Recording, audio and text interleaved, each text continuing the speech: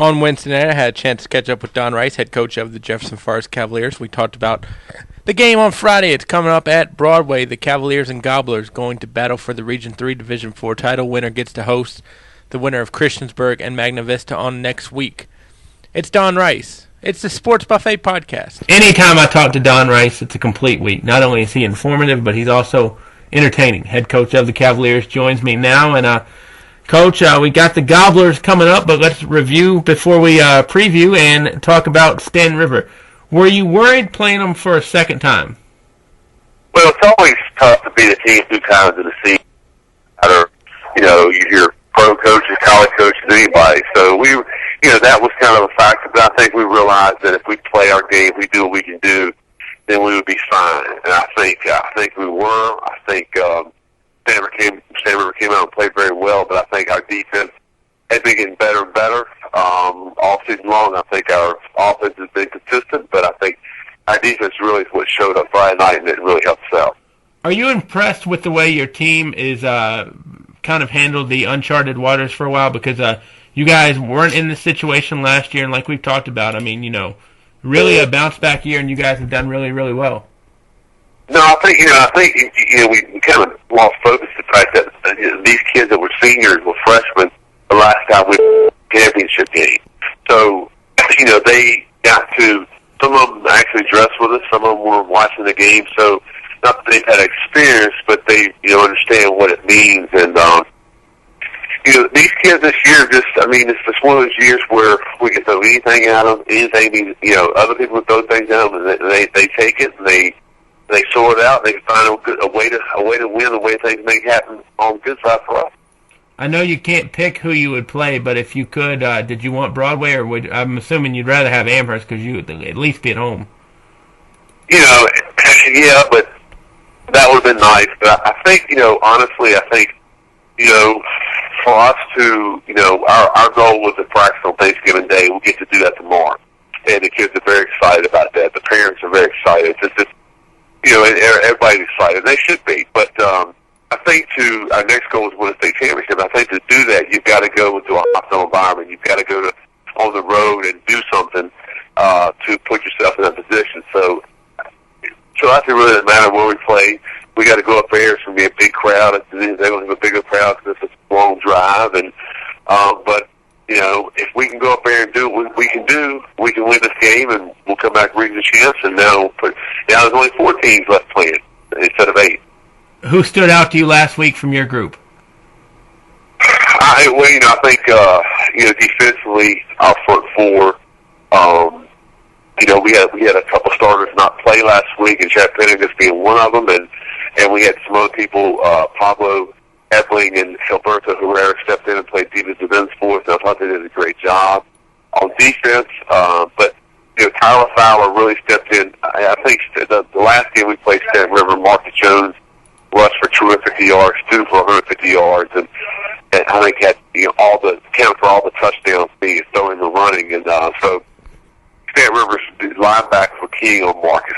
From the get-go, we realized that was going on, and Mark still had a good night, but Tyler Fowler, we put the ball in his hands, and you got to, they're not looking at you as much as Marcus, and he ended up rushing for 150 yards and 2 touchdowns, so he really stepped up Friday night, and that's what we need now. In the playoffs, we need people to step. We need a Tyler Fowler step up, a Ryan Gingrich, a Marcus Jones, and different people to take the lead, and if they're taking something away from us, we'll come back with something else. What can you tell me about a Broadway? It's funny because they're almost a mirror image of us in a lot of ways. They do a lot of things Brookville does offensively. They've got a good quarterback. I don't think he's as good as Stowe as the Kendall Beecraft, but he sits in the pocket and is tough and take a hit like Kendall will.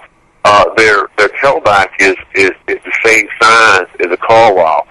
Maybe not quite as fast, but he's the same size, and they're physical defensively. So we're the same way. So it's one of those games where, I think it comes down to really what was your season like? Who did you play during the season? What prepared you to get to this point? I'm not sure, and I'm not trying to get any, bull material. I don't think that the Valley compares to the Seminole. I'm biased. I don't think any district compares to the Seminole district year in and year out. And I've heard people say, well, the Seminoles down down this year. I think, why is it still down? Because Amherst didn't win it. That doesn't mean they're down. It just means the other teams. We had more teams in the playoffs than any other district combined. So I think that we played a tougher schedule. I think we played a tougher district. Now it's just a matter of see we're going up there. How can we handle that tough environment?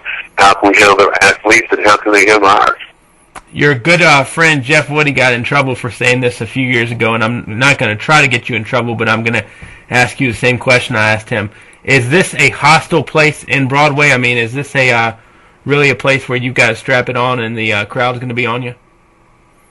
Well, yeah, I think it is. And I a couple of years ago, I said something about Pulaski in the reference to that the place closes down when the football games play. People come out of the woods that usually don't come out the woods. I didn't mean that as a negative comment at all. It just meant that there are places around Virginia that the place closes down. Everybody's at the football game. And Broadway is a great area.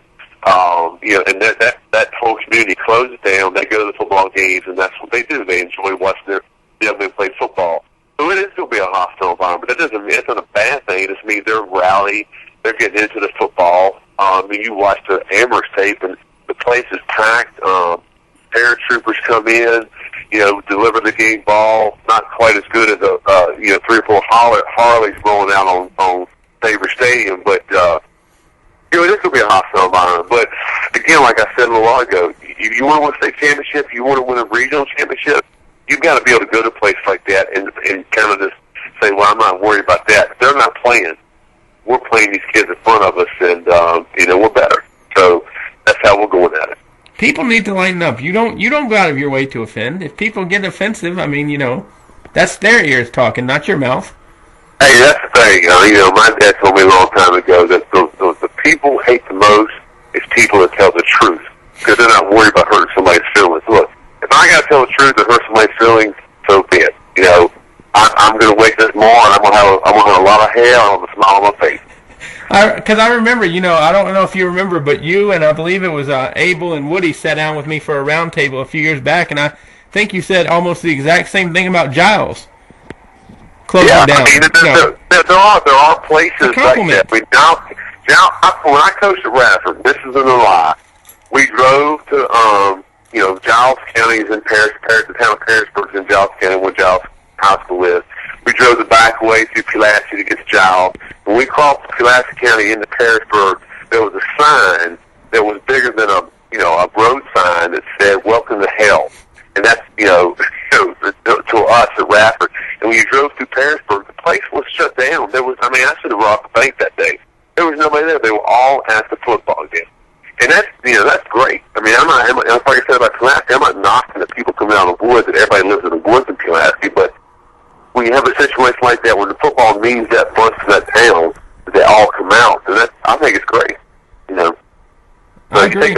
Do you take offense to it, or do you resemble that remark? It's, one of the two. Compliment in my mind. Moving on, let's talk about the 3 kids. Well, let's talk too incentive. Obviously, you want to win the game, but if I'm not mistaken, this is the year that Region 3 would get the home state semi, correct? That is correct. It would come back to our place. How much motivation does that throw on the table as well? I think a lot, because I think all year that I think people have said, "Oh yeah, well you beat them, but let's but you beat them. What about this team? You didn't beat Brooklyn." Look, we went 8-2. We didn't. We locked in a playoff berth, a number 2 seed. We didn't show up for the last game of the season, not taking anything away from Rutherford. They played great to get in the playoffs, but our kids have done. I mean, you look at 8-2, 2-8. I mean, they totally reversed last season, pretty much with the exact same kids.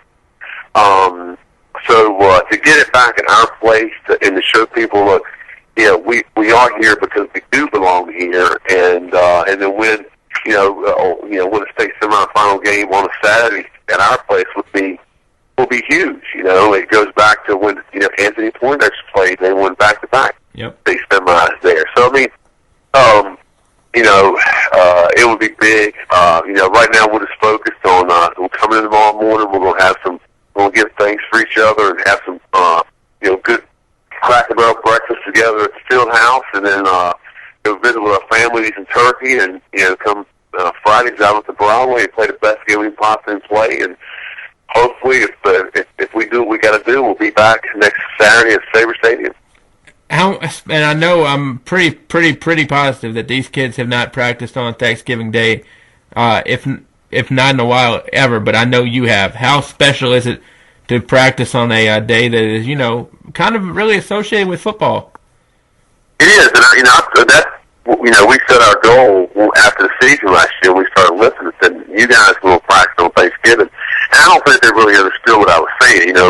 Push back in the day when you were practicing on Thanksgiving, you were playing in the state semifinal game. There was only 4 teams left, but now with the buys and everything, it really doesn't matter. You're in a regional, championship game. So, but as it kept getting closer and closer and closer, they were kind of like, this is pretty cool. We're going to be practicing on Thanksgiving morning, and we had just an unbelievable practice today. They were so fired up, and then when we left today, we haven't done anything different. They had to clean the field house. We did laundry, and they know they're coming in at 7:55 in the morning, and we're going to watch the field, eat some grub, and go do a walkthrough. And they're excited. They should be excited. I keep telling you, the thing is that nothing was given to these kids. They earned everything they got. They earned everything they got. And so I think they realize that now. And it's one of those things, years from now, they'll look back and say, you tell their kids, hey, look, we got to practice on Thanksgiving Day.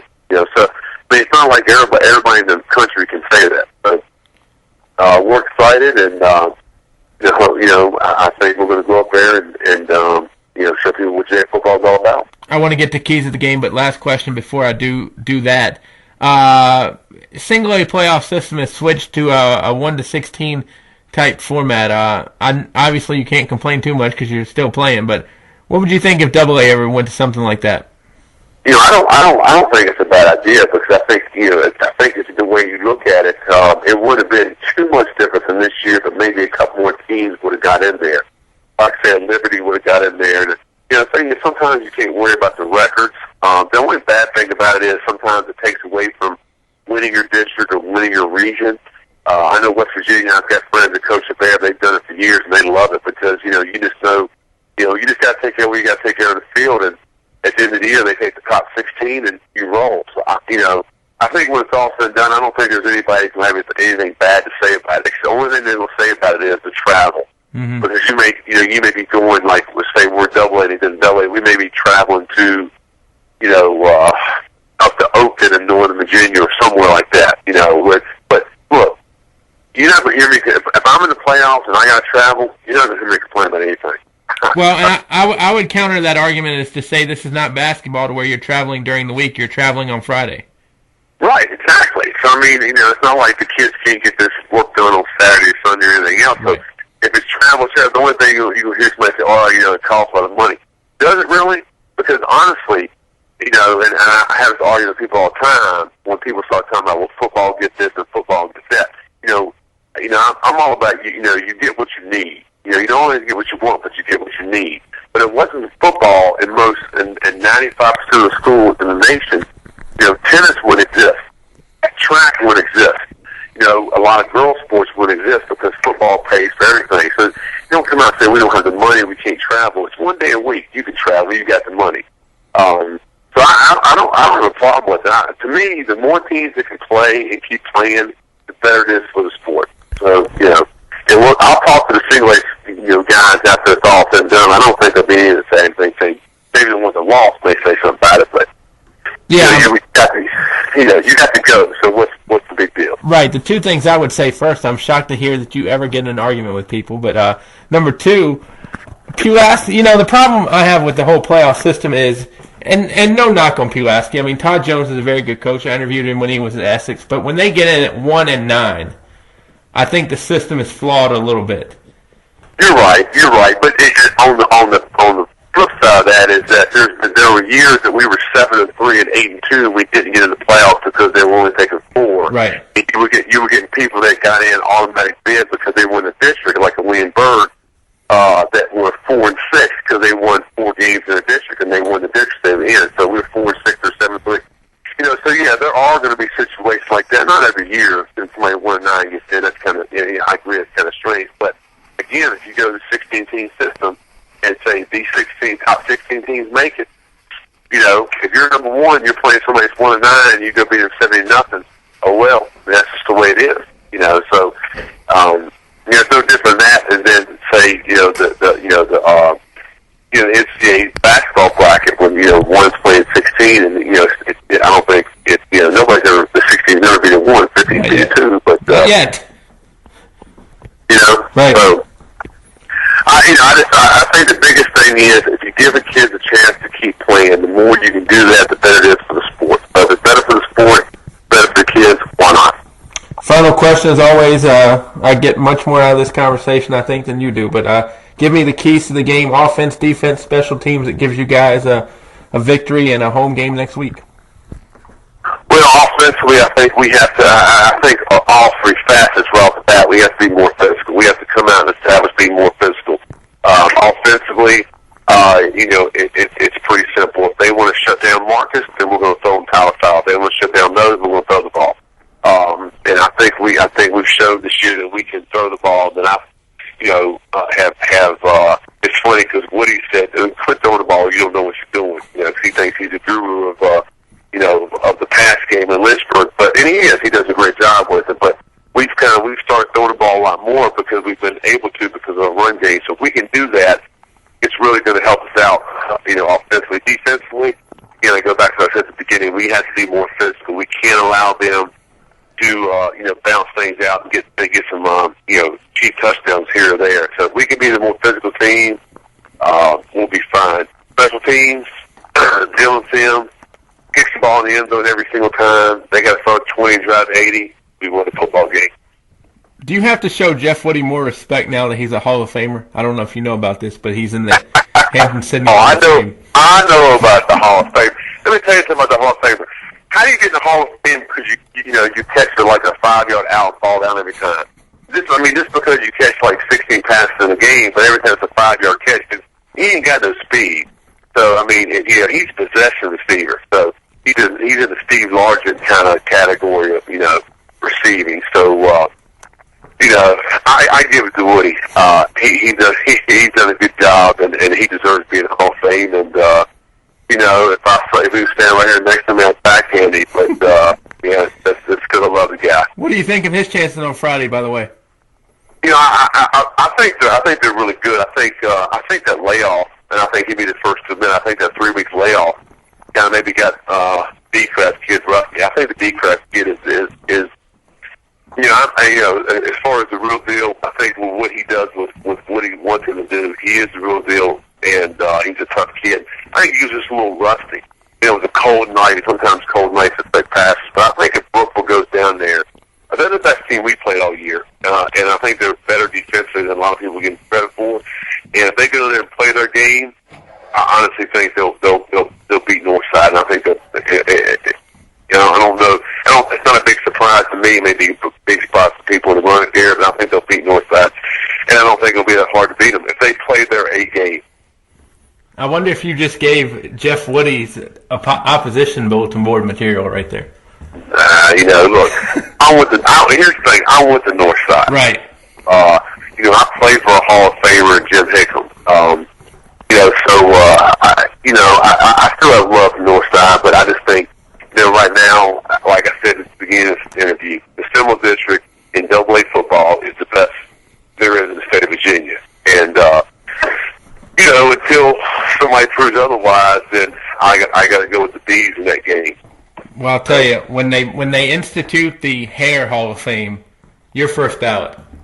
No question. You know what? Let me tell you what somebody told me tonight. They told me I look like, now listen to this. When you hear me say this, you'll understand. They said I look like Jimmy Snuka back in the days of WWF wrestling. You remember the Superfly? Of course I do.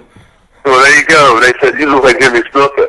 That fired me up. I said, you're right, I do look like Jimmy Snuka. I don't know how I look in some of those leopard skin shorts he used to wrestle in. It might not look good, but I like being called the Superfly. You can refer to me as the Superfly if you want. I'll tell you what, if you can go up to the top of the cage and deliver a Superfly splash, I'll call you Superfly. I might be delivering a tombstone to somebody. I don't know about a Superfly splash. I hear you. Stay feet on the ground. That's the way to go. Coach, as always, appreciate it. We'll talk to you soon, and best of luck on Friday. All right, man. Thanks. Don Rice on the Sports Buffet Podcast.